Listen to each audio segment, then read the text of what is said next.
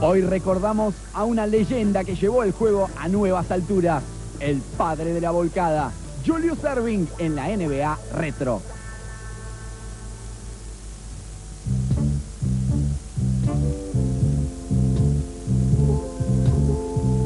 Dr. J, to me, was the NBA, and I just remember him dunking on everybody. He could, take off from the free throw line. He could jump from underneath the basket out of bounds, and he sort of set the trend for all the ones who followed him.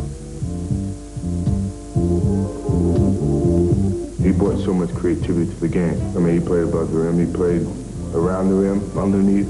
He did a lot of different things, and I guess I would have never had those visions if I hadn't have seen Dr. J in his time.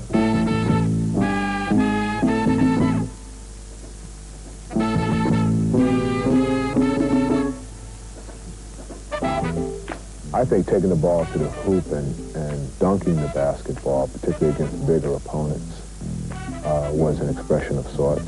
If you dunk the ball over a little guy, you're supposed to, right? But now you get a guy 6'10", 6'11", 7 feet, pull a play off on him, and he's got something to think about.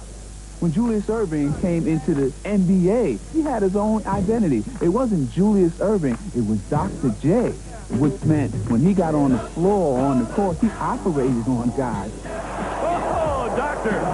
Evidently, I think when I went airborne, I think I stayed up there for a little while, long enough to kind of clear the defender, and then you get into the zone and you start creating something out of nothing. And there is Julius Erving. Look at that move. Oh!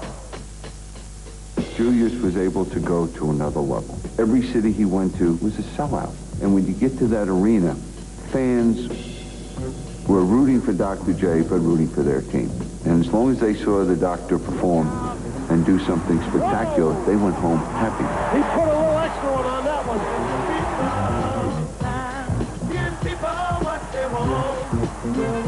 He had personality. When he dunked the ball, he always had the big afro. His hair would always be flying in the back as he's flying through the air, man. You've got a little acceleration, and your float was kind of blowing in the wind. That was pretty dynamic. What a play by Erving. That's a play that only Julius could make. Doc would do things that was really, really different because he had these large old hands. You see, when he palmed the ball, it looked like a little orange in his hand. My style was naturally flamboyant. And that sends everyone reeling. Julius Erving. I would come down and pick the ball up with one hand and, float to the hoop and make a finger roll layup or whatever. Sometimes, it seemed like driving through traffic, the ball would disappear and come up on the other side of the basket. And that was, playing instinctive basketball. It was just letting it flow from you. I think it probably was getting a glimpse of the game in the 90s, in the 70s. So, my game was probably a little bit ahead of its time.